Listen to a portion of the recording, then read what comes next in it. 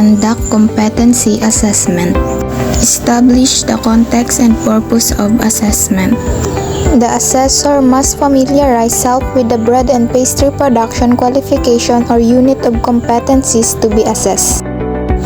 Ensure that the assessment site complies with the relevant occupational health and safety requirements. Ensure that assessment resources are available. The assessor must ensure that the tools, equipment, and facilities are ready and available in the assessment site before the assessment starts. A checklist of tools, equipment, and facilities must be on hand to help the assessor to monitor the availability and completeness of the tools, equipment, and facilities. The checklist of tools, equipment, and facilities is included in the assessor's guide.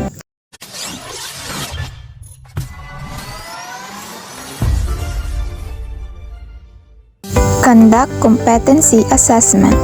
Plan and prepare the evidence gathering process.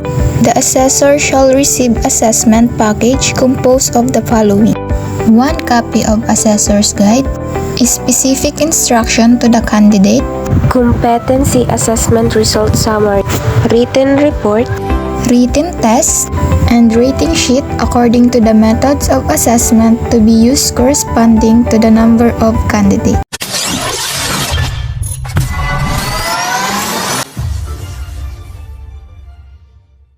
Conduct competency assessment. Prepare the candidate. The assessor shall introduce herself. Good morning, everyone. I am Crislin B. Salcedo, and I am your competency assessor for bread and pastry production and city.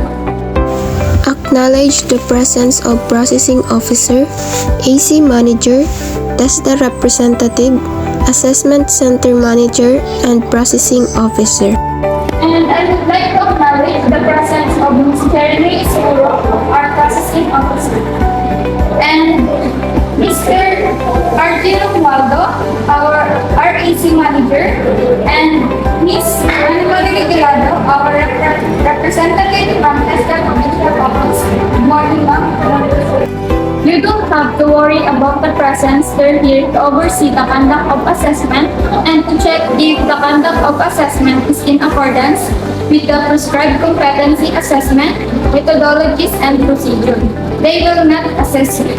Before we proceed, may I inform you that we are being recorded in our live stream through the CCTV camera in the TESDA Albay Provincial Office and TESDA Regional Office. I have here your consent form, which means that we, including me, agreed to be recorded and to the other terms, including the sharing of our CCTV footage to authorized representative indicated in this form. Check the attendance and identify of candidates and collect the admission slip.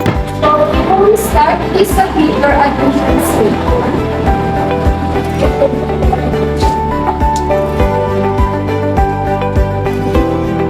Instruct the candidates to sign the attendance sheet. As I call your name, please acknowledge by raising your hands and sign the attendance sheet. Next here.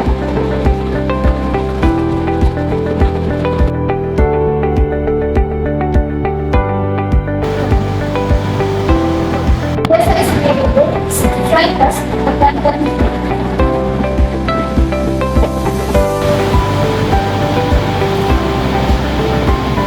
Present to the candidate an accomplished application form with self-assessment guide and explain its significance. I have here with your application form and self-assessment guide. This is an indication that you know you can perform all the unit of competency enumerated for bread and pastry production and city. Conduct orientation to the candidates. The assessor must explain the context and purpose of the assessment. I would like to welcome all of you in our assessment center for bread and pastry production and city. The purpose of our assessment for bread and pastry production and city is to determine the level of your competency. Qualification or unit of competency to be assessed. Today, I am going to administer competency assessment of bread and pastry production and city. The qualification for bread and pastry production and city composed of basic, common and core competency. Under core competency, we have prepare and produce bakery products, prepare and produce pastry products, prepare and present gateau, tortas, and cakes, prepare and display decors, and present dessert. tasks to be performed and the evidence to be collected. The different tasks to perform for bread and pastry production and seafood are the following. Bread making, 3 hours. Pastry making, 2 hours. Cake making, 3 hours. And decor making, 2.5 hours. We will collect evidence through observation, demonstration, oral questioning, and written exam. Assessment procedure to be undertaken. To determine your knowledge and skills to the bread and pastry production and seafood, the assessment method we will use will be written examination, observation, demonstration, and oral questioning. This assessment method can help measure your understanding knowledge and skills. Needs of the candidate to be considered during the assessment. We also have things that need to be considered. If there are any religious practices being observed by your religion, just tell me so that I can allow you to observe whatever you are required to do by your respective religion. For those candidates who need to take their medication, maintenance within the duration of our assessment, just inform me and I will allow you to take your medication. For your personal needs, the laboratory is located at the end of the hallway, and you can also take your meal at our canteen. It is located in our lobby. However, during our assessment, we are not allowed to premises of the assessment center.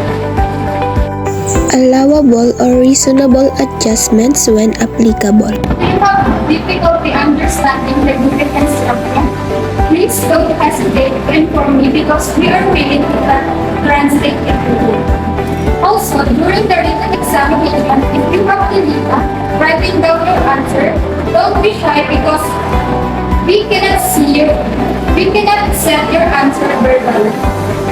Do's and don'ts during assessment. So these are the do's and don'ts during assessment. If you have concern, question, or there's a need to you to clarify matter concerning the assessment, you may raise your hand because I am more than willing to assess you. But once assessment is started, please refrain from asking questions because it is no longer allowed. In the same token, during the assessment, if you have physical or any form difficulties, do not hesitate to call my attention so we can address it immediately. Rights and appeal system. If not satisfied with the result of the assessment, you can appeal in writing, address it to the AC manager immediately after the assessment, and not several days after. You should not sign the rating sheet and CARS. Issuance of National Certificate of Competency. Issuance of national certificate, PRESDA is currently implementing the e-certificate system. It started August 28, 2023. At the present day, will be running a parallel implementation. You achieve a competent result in your assessment and use the e-certificate. Your national certificate will be sent to your provided email address within 1 day after the assessment. It is crucial to ensure that the email address you provided in the application form is accurate.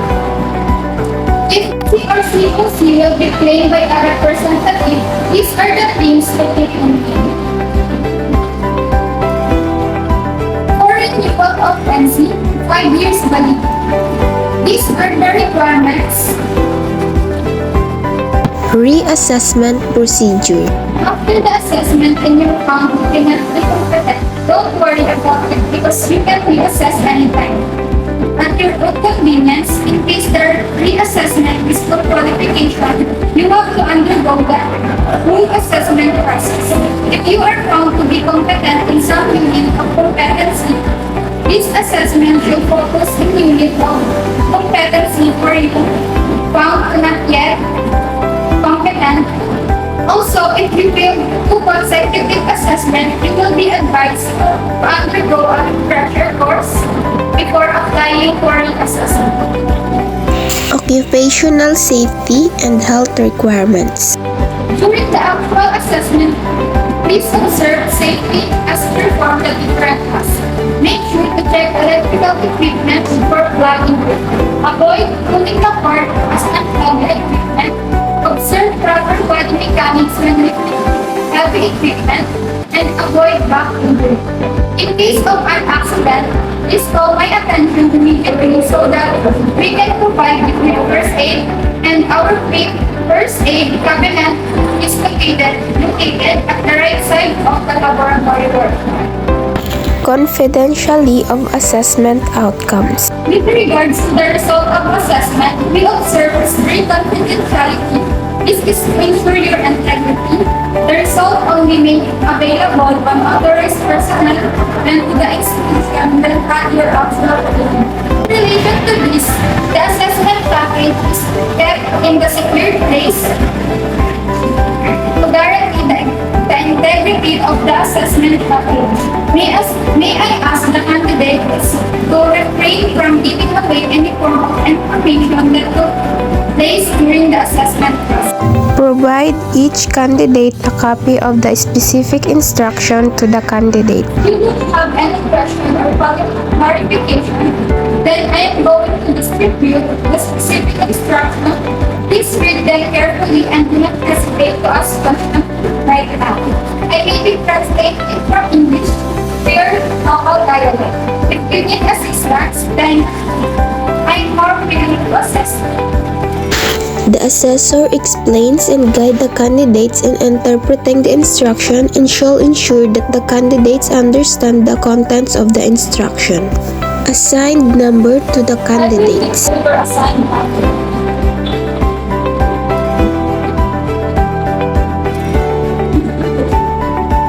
Instruct candidate number 1 to proceed to the assessment area while other candidates stand by in the waiting area. Everybody must be ready now. Candidate number 1, please proceed to the assessment area, and for the rest of the conference, please remain by at caller number 3.